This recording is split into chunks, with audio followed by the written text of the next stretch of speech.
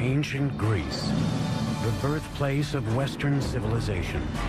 For over 1,000 years, this strong and charismatic people devised the most advanced technological feats the world had ever seen. So you have the appearance of a new generation of thinkers, and you have a reason to build things, to understand nature, to create technology. Feats of engineering so amazing, the ancients believed they had been built by the gods. One thing that we should really wonder is how on earth these people managed to lift these truly huge, gigantic stones. These technological wonders were fueled by leaders whose thirst for greatness united a people and launched them to the heights of empire. But this brilliant burst of culture and creativity would fall victim to savage battles that pitted brother against brother. A duel to the death that would lead to the end of a golden age.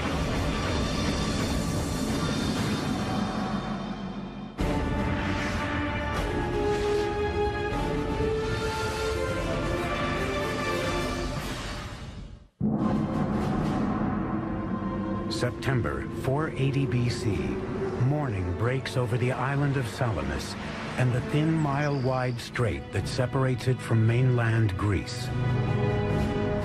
The calm sea provides no hint of the great battle that is about to begin here. By day's end, the Mediterranean will be flowing red with blood. At stake is nothing less than the future and independence of Greece, a country of islands and city-states which lie just outside the reach of the greatest empire in the known world, Persia.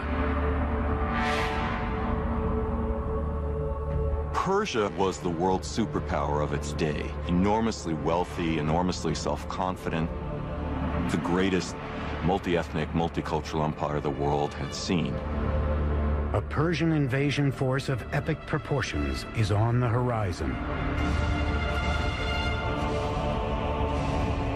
As many as 700 ships carrying 150,000 warriors determined to add Greece to their empire. But one Greek is poised and ready for battle. His name is Themistocles, an Athenian admiral and statesman who has been preparing for this moment for years. But going up against Persia, the world's greatest superpower of the time, would be no day at the beach for Themistocles. Hello, I'm Peter Weller. First of all, the Greek naval fleet was outnumbered 2-1. Second of all, Themistocles faced the almost insurmountable problem of trying to unite a completely disparate and contentious group of warriors into one command. You see, the good news about the civic development of ancient Greece was the city-state. Each of these city-states was sort of a self-contained, self-reliant mini-country within Greece. But the bad news about the civic development of ancient Greece was the city-state. Because inasmuch as each of these city-states sort of spoke the same lingo, worshiped the same gods, there was really no sense of a national unity, and their only priority was their own particular regional and cultural agenda. At best, they didn't get along. At worst, they were violently at each other's throats. If there was someone who could pull the Athenians together, it was Themistocles, a man who didn't come from the aristocratic ranks and wasn't ashamed to let his fellow Athenians know it. He was always an outsider, and he saw himself as an outsider, and he prided himself on his lack of polish. He said that he might not know how to tune a lyre or to sing well, but he knew all you needed to know to make a city great and free. Themistocles was no stranger to facing the Persians in battle. 10 years earlier, a smaller Persian force had invaded Greece for the first time and fought the Athenians and her allies at Marathon. Now Themistocles would bring that experience to Salamis and focus his strategy on a fatal flaw he detected in the Persian war machine, their navy. He understood that the water was not the Persians' natural element. Persia was a land power. In fact, Persian religion considered salt water to be demonic. Themistocles wanted the Greeks to build a navy unlike any the world had ever seen. Immediately, work began at breakneck speed to build a fleet of 200 triremes, the deadliest ship in the ancient world. Trireme's about 130 feet long. It's light and sleek, and it's tipped with a wooden ram covered in bronze at the water level, and that is the offensive weapon of the trireme. Might think of the trireme actually as a guided missile. The trireme consisted of 170 rowers on 3 separate levels, 62 on the top level, 54 in the middle, and 54 on the bottom. On the lowest level, rowers were seated so deep in the ship that their oar ports were just 18 inches above the waterline. So you have a ship, a wooden ship, that is powered from the oars. It can go up to 8 knots, or 9 knots, which is an amazing speed for the ancient world. And it can attack like a missile. And the rowers, of course, have to learn how to work as a team. They have to learn to row together in unison, which is an easy thing to begin to do, but a very difficult thing to master. Themistocles' fleet of triremes was finished in just a few years and in the nick of time. In the spring of 480 BC, Persia launched a massive invasion of Greece. Themistocles knew that the Persian fleet outnumbered the combined Greek fleet by almost 2 to 1. So he devised a simple yet cunning plan to keep the Greeks together and level the odds. He had to turn a disadvantage into an advantage, the fact that he had fewer ships than the Persians. So he had to lure the Persians, if you like, into such a battleground that they could not advance the whole ranks. So he can actually concentrate their power and strike it. So the best place that he could do that was at the Straits of Salamis. Themistocles would devise a ruse to lure the Persian fleet into the narrow straits of Salamis. Themistocles was a very cunning man, a great trickster. Themistocles knew that the Persians preferred to win battles through diplomacy, through intimidation, and through buying traders. On the eve of the battle, Themistocles sent a trusted servant across the straits to the Persian camp. The servant played the role of a traitor, telling the Persian king the Greeks were in disarray, and if the Persians sent their ships in the night, they could surprise the Greek navy in the morning. The Persians took the bait.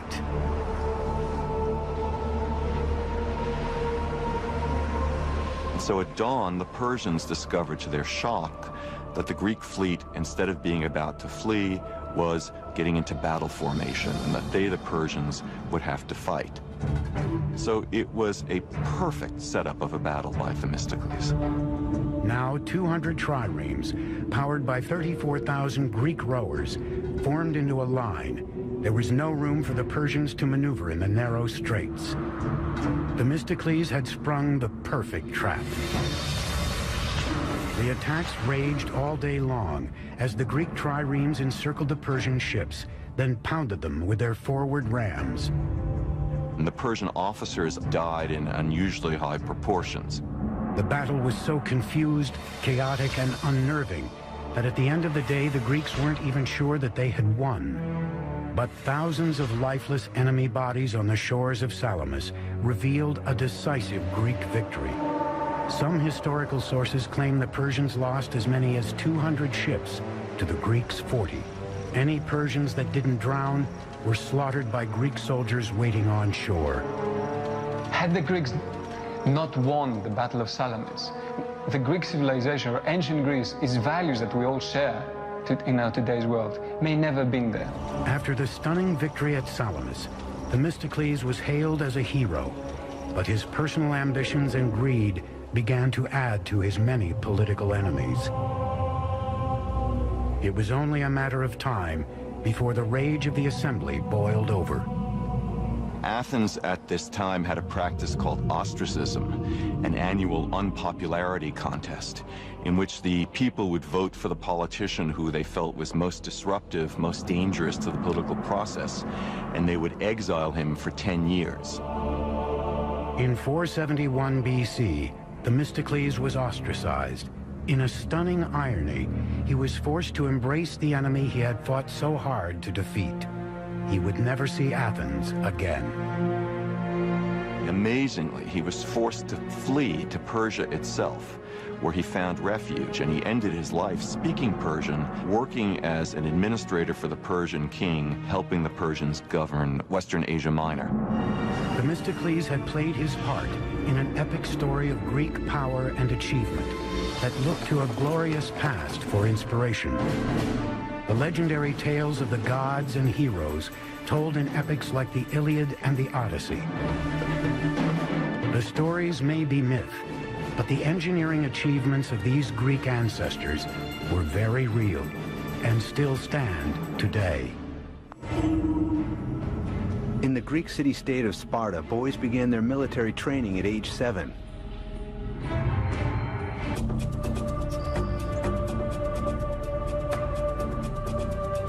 By 1300 BC, a people speaking an early form of the Greek language had inhabited large portions of mainland Greece. They were known as the Mycenaeans, and for years their wars and scandals, exploits and achievements became the stuff of legend and laid the foundation of Greek civilization. Their capital city of Mycenae was surrounded by a massive citadel built over the course of 150 years. According to myth, it was from this city that the Mycenaeans were led by a king named Agamemnon, whose epic struggles were written down by the 8th century BC poet Homer in two of history's most famous tales, the Iliad and the Odyssey. So the Iliad was something like the Bible for ancient Greeks. It contained a moral story. It told you how you should live. It described gods, it described religion, but also described people. It described situations. It gave ideals that you should look upon. The tales of the Iliad and the Odyssey have become some of the most famous in history.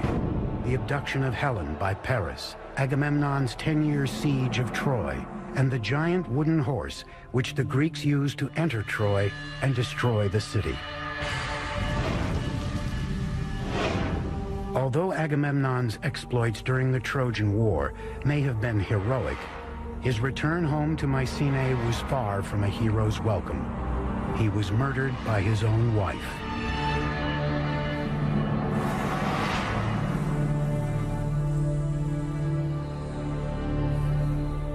Scholars have debated for centuries whether or not Homer actually penned the Iliad and the Odyssey, or whether he just collected the folk tales of song, or whether he had anything to do with them at all. But if the ancient Greeks came back today, they'd scoff at this pithy harangue. Because of the ancient Greeks, Homer wasn't just some top 40s folk singer, nor was he the best-selling hack writer of some piece of pulp fiction. Homer was an historian. And these legends weren't the bedtime stories to be whispered to the kiddies before the oil lamps were blown out. These were accountable facts.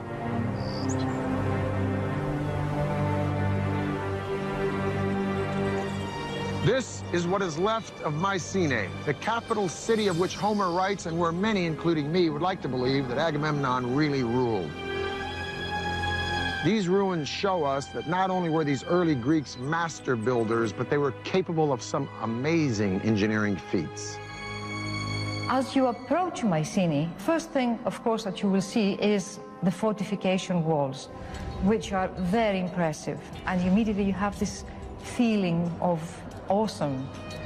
The citadel walls of Mycenae are buttressed by stone blocks which weigh up to 10 tons apiece. They were engineered with such precision that each stone fit perfectly in place to its adjacent block. But for awe-inspiring visuals, nothing in Mycenae comes closer than the colossal main entrance to the citadel, the Lion's Gate. This is the Lion's Gate, the main gate to the citadel of Mycenae. It is one of the most stunning structures of all of early antiquity. It is an imposing piece of symbolism. It is an imposing piece of engineering. two lions standing fully upright, their paws on the base of a column. Their heads, which are missing, would be turning outward.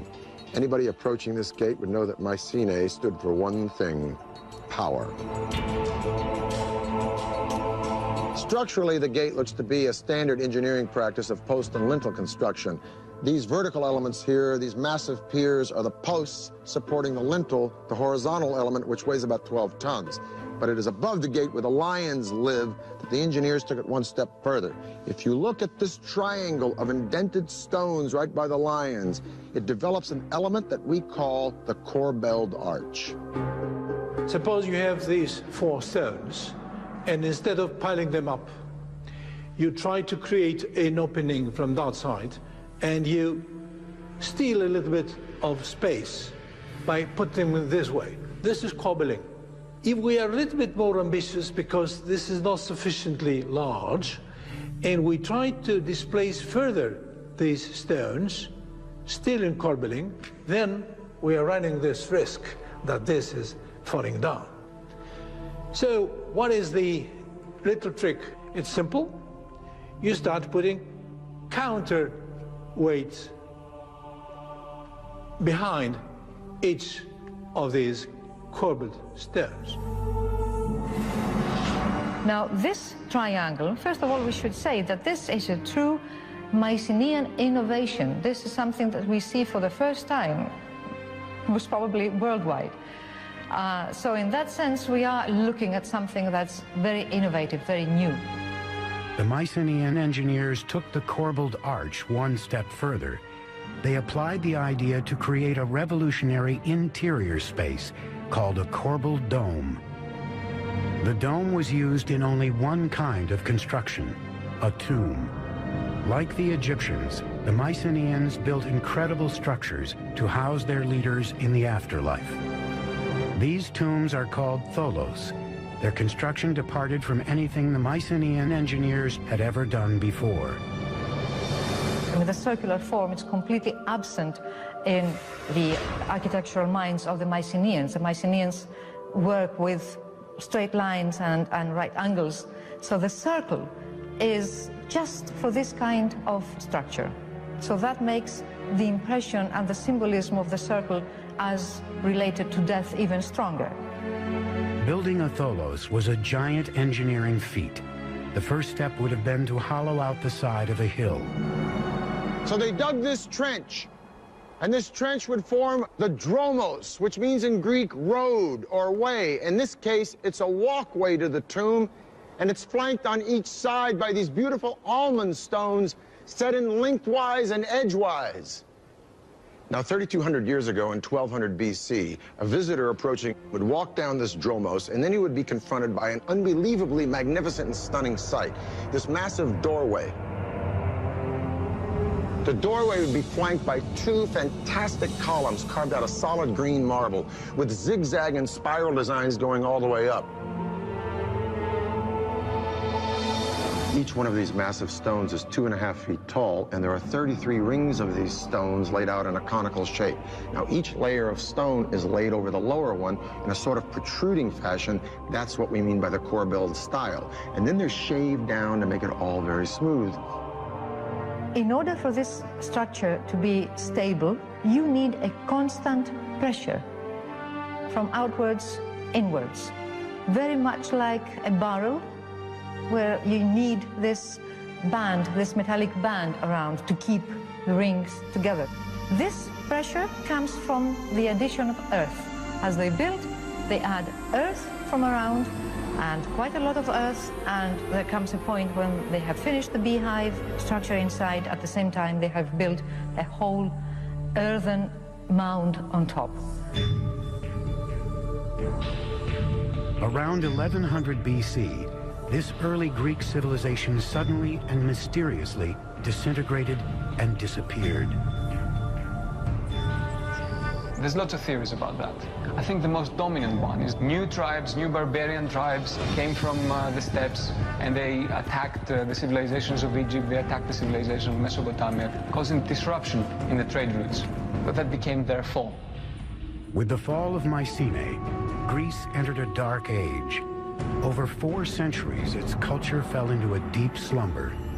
Then, in the 8th century BC, individual city-states began to develop and flourish, each one forging its own identity, competing for economic, military, and engineering prominence. One Greek island in particular, Samos, would see the construction of one of the most amazing engineering feats seen in the ancient world: moving mountains to bring water to the people. The ancient Greeks believed that Homer, the 8th century poet who wrote the Iliad and Odyssey, was actually blind.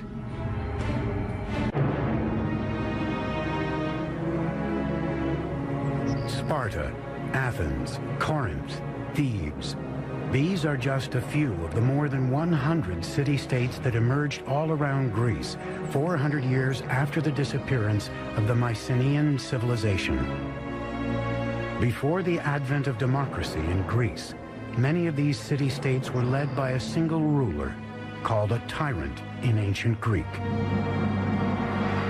Around 540 BC, a tyrant named Polycrates came to rule over the island city-state of Samos in the eastern Aegean Sea.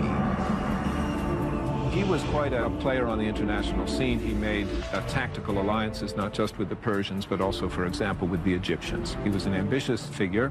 Polycrates saw that the path to power for an island like Samos lay through the sea. He built a fleet of 100 triremes, terrorizing neighboring city-states and taxing ships that passed through the surrounding waters. Under Polycrates, Samos, his home island, became the dominant sea power, and that was the basis of his wealth and power. With his newly found riches, Polycrates built up defensive walls around his capital city and set about to solve a problem that plagued many cities in the arid Mediterranean climate: drinking water. Samos was a very, very important and powerful city. They were needing a lot of water, and they were short of water. There was a plentiful spring available, but it was separated from the city by the 900-foot-high Mount Castro. Somehow, Polycrates and his engineers had to figure out how to connect the city and the spring. Running an aqueduct around the mountain was not an option. You could construct a water supply system around the mountain, but the first thing a besieging enemy would do to cut off that water line, and there you are with your wonderful fortification, with your wonderful new walls, and you're drying out. The solution required thinking outside the box. Polycrates turned to an engineer named Eupalinos. Eupalinos came up with a solution that literally meant moving a mountain: a tunnel running straight through Mount Castro. It would be a huge project and a lengthy one. The time needed for such tunneling should be enormous. Therefore, the decision was taken to drive tunnels from both sides. This is a mathematical and a technical problem. Like the engineers of the modern-day channel under the English Channel, Eupalinos dug tunnels from each side of the mountain until they met in the middle. To succeed, Eupalinos would have to be sure that each tunnel started at the same vertical height on opposite sides of the mountain. The tunnels also had to match up on a horizontal plane. Otherwise, they would pass each other like ships in the night. Without sophisticated surveying equipment, it was a remarkable challenge for an engineer to take on. One theory involves a short walk around a large mountain. By forging a path from the spring to the city in short perpendicular lines, Eupalinos could measure each small length in order to calculate two sides of a right triangle. With two known sides of the triangle, the hypotenuse became the path of the tunnel through the mountain. What made this prodigious feat of engineering even more amazing is that it involved not one tunnel, but two.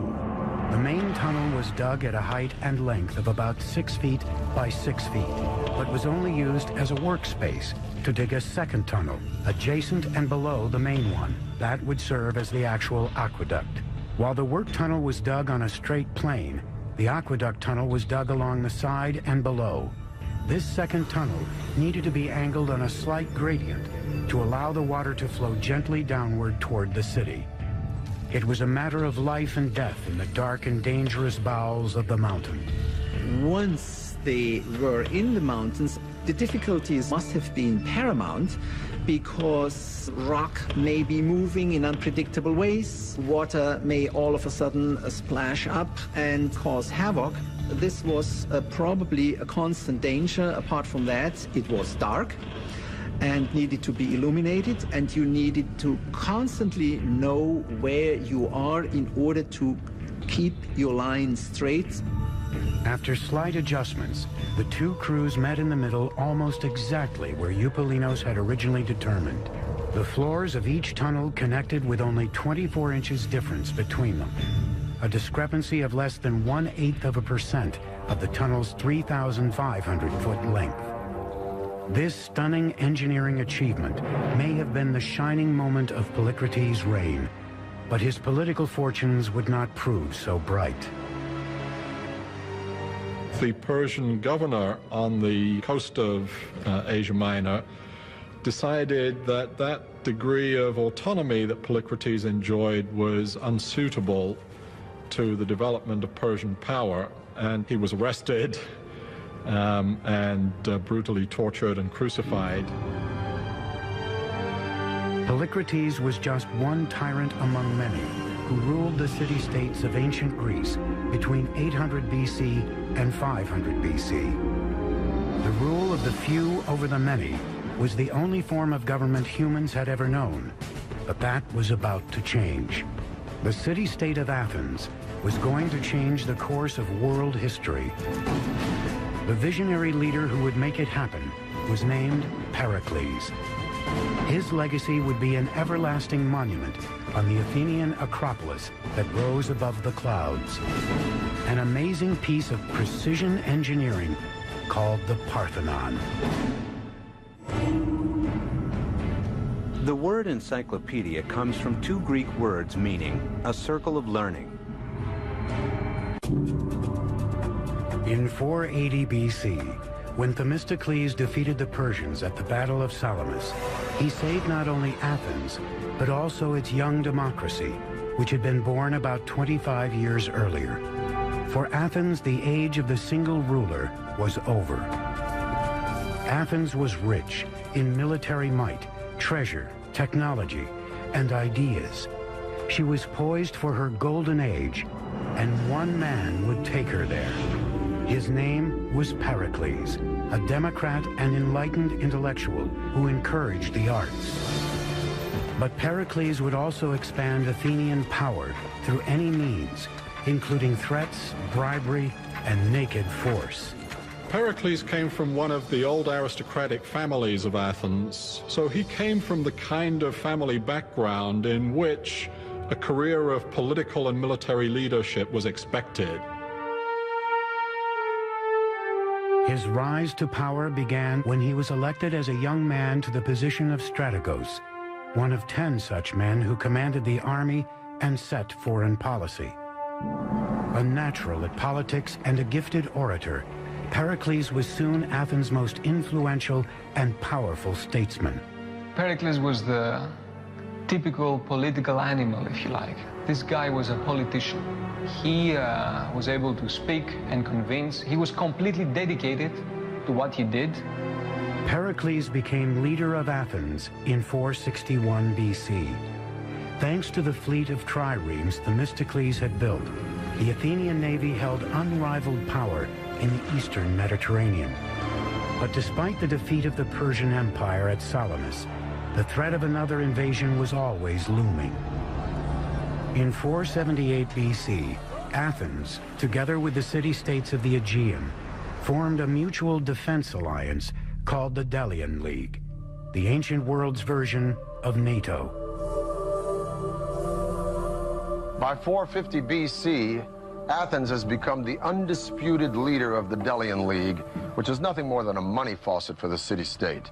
But Pericles, as undisputed leader of Athens, finds ways to put this money to the best possible use by building massive public structures that best reflect the grandeur and magnificence of Athens. Now, legend has it that Poseidon, god of the sea, and Athena, goddess of wisdom, each came to the Acropolis to compete for the patronage of the city, the outcome to be decided by the inhabitants. Poseidon struck the ground with his trident, and up popped a spring. Athena struck the ground with her spear, and up came an olive tree, which not only suggested sustenance for the Greeks, but a possible outlet for a commercial venue. Thus, Athena became the patron goddess of the city. Over the centuries, there were several temples to Athena, most of them destroyed. But we leave it to Pericles to give the world the most remarkable piece of architecture in all of Greek antiquity, the Parthenon. Pericles decided to rebuild the Parthenon on the Acropolis, using the crumbling foundations of an older Athenian temple. It would take thousands of laborers and skilled craftsmen to create this magnificent temple, and it would cost more than any building the Greeks had ever engineered, 30 million drachmas, in our terms, billions of dollars. That's an amazing amount, but keep in mind that was a huge state enterprise. Construction on the gargantuan building project began in 447 BC. The Parthenon was to be about 2/3 the length of a football field. Its outer dimensions, 228 feet long by 101 feet wide. The first challenge was to cleave the marble from a mountain quarry 10 miles away. In all, about 30,000 tons of the fine white stone would be needed. In the quarry, workers used the natural cracks of the stone to separate giant marble slabs from the mountainside. The first step is to locate these cracks and calculate if this piece of marble is sufficient for my specific purpose. The second step is to put within these cracks both horizontal cracks and vertical cracks, wedges, iron wedges. Why? Because an enormous energy was given by hammering all these wedges simultaneously, so that the brittleness of the material makes further cracking. Once the giant slabs were ready, gangs of men used levers, ropes, and pulleys to maneuver the marble and prepare the stone for transportation to the Acropolis. But accidents often happened.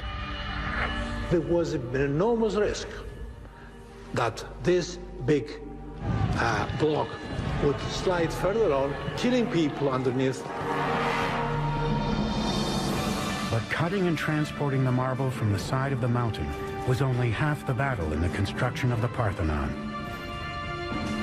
Engineers now had to answer the question of how to lift these 10-ton marble behemoths and erect the greatest temple the world had ever seen. No medals were awarded in the ancient Olympics. A winner received an olive wreath on his head. July 447 BC. Construction began on a magnificent temple on the Athenian Acropolis. The Parthenon was the vision of Pericles, a dynamic and ambitious leader who would take Athens into a golden age never before seen in ancient Greece. It was a statement. We are the most powerful city. We are the cauldron of democracy and free thinking. We have the best people, we have the best army, the best navy. We are the leaders. The Parthenon would differ from most temples of the day, which consisted of a hexa-style construction, featuring 6 columns on one end and 13 on the side. The Parthenon would be a larger octa-style, with 8 by 17 columns.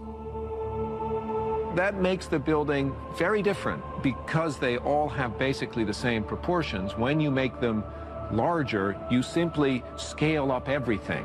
To make it wider was to give it an extra dimension. The columns provide the main support for the structure. Each column consisted of 11 separate drums, stacked one on top of the other like checkers. They were carved so that they would perfectly fit when laid together in a column. To do this, the top of each drum was divided into 4 concentric circles. with each ring either smoothed or roughed out, depending on the amount of grip needed to interlock with the next drum. In the center of each drum, masons cut a rectangular notch measuring about 4 to 6 inches square and 3 to 4 inches deep. Carpenters then inserted wooden plugs into the notches, which served to align and center each drum with the one above it. The next challenge was in lifting the enormously heavy drums, especially those for the upper sections of the columns. A single column of the Parthenon could weigh between 63 and 119 tons.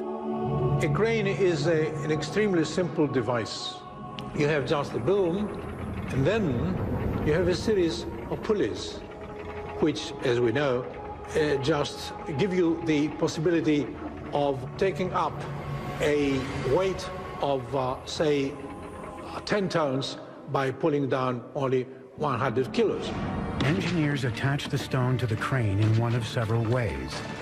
The method most often used was to tie the end of the rope to the top part of a metal S-hook, fasten shorter ropes to the bottom of the hook, and then loop these around small protruding knobs called bosses that had been left uncut from the marble for this very purpose. Typically, 4 bosses would be left surrounding the drum or stone block, evenly distributing the force needed to hoist the object. The walls enclosing interior spaces had to be laid down with extreme precision, since the builders did not use mortar.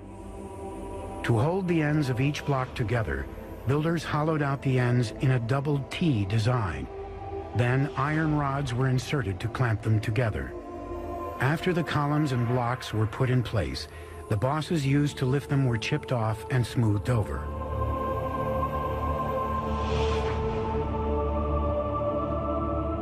There's a saying that there are no straight lines in the Parthenon. Now, what's meant by this is that the architects incorporated a series of sort of optical illusions when they built it. It starts with the stairs, it goes up through the columns, all the way up to the top of the building, the pediment, that triangular element at the top. So let's take a look at the stairs. They seem to be straight, but no, closer look, they bow in the center and they go back down at the end. Now, this conceit, if you will, continues right up to the columns. This column is of the Doric order. There's no base. It seems to grow right up out of the stone. Each column has 20 flutes, which makes the column sort of undulate as you look around it. And then the column bows out in the center and bows back up at the top. This is a process called entasis. Such long lines, which are more or less at the level of your horizon, tend to curve. So in order to extinguish this effect, they curve them the other way. So the result, again, is more harmonious, and you see it as being straight. Because if it was all straight, perfect, right angles, then you will see it like that. The Parthenon's main function was to provide shelter for the monumental statue of Athena. Parthenon was an extremely expensive building, but the statue inside of it was almost equal in cost to the building itself, if not even more expensive. Athena's statue was about 10, 11 meters high. That means 32, 35 feet or so. And it was of the materials gold and ivory. Hundreds of sculptors created lifelike figures that proved the craftsmanship wasn't simply in the engineering. The most famous carving in the decoration of the temple is the frieze running on the interior walls of the Parthenon. It was carved in a low relief, just inches off the stone, and depicts the Panathenaea, a celebration to the goddess Athena held in Athens every 4 years. What survives on the side of the Parthenon today are the white marble remains of the building. In antiquity, not only the sculptures, but also many other parts of the building were richly decorated with paint. But not every citizen was enthralled by the Parthenon. Some saw Pericles' pet project as an Athenian eyesore and simply a monument to his own glory. Now, many Athenians hated the Parthenon, the temples. They thought it was disgusting. They thought it was terrible. Plato didn't like it at all. For many Athenians, when they saw in their holiest of holies, if you like, those new buildings coming up, buildings that had incorporated novelties, buildings that were making a break from the past. The whispers of discontent in Athens weren't limited to the Parthenon. As Pericles continued to expand Athens' domination, his rivals began to conspire against him. Soon they lashed out and attacked his close associates.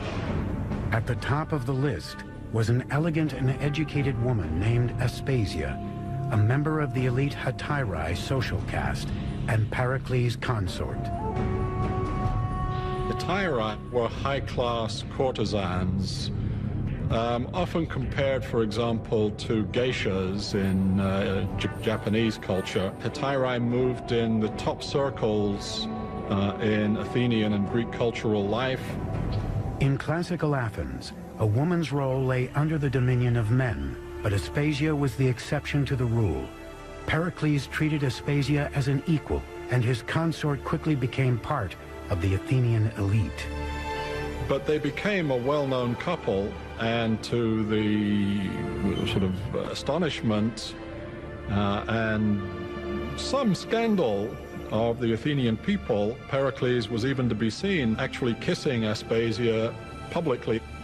And of course, public displays of affection were not anything that one expected to see in classical Athens. By 432, after nearly 15 years of construction, the Parthenon was completed. This temple to Athena did just what Pericles wanted. It advertised the power of Athens to the world. Ironically, the supremacy the Parthenon symbolized was already waning, and Athens' longtime enemy Sparta was on the rise.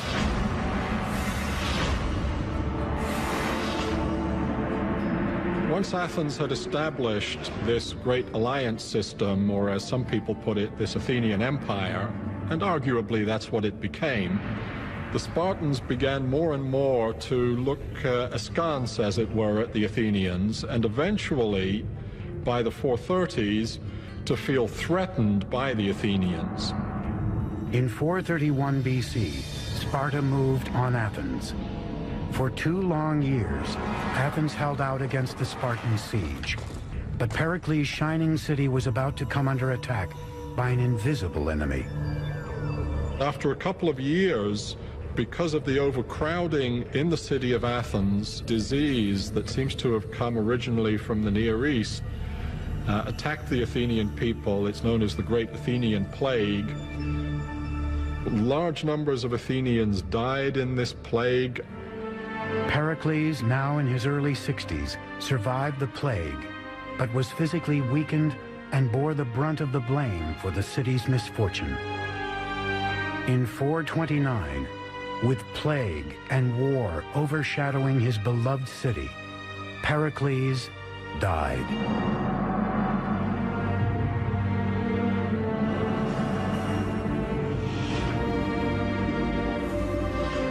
The bloody and brutal conflict between Athens and Sparta, known as the Peloponnesian War, continued for another 25 years, until finally in 404 BC, Athens fell.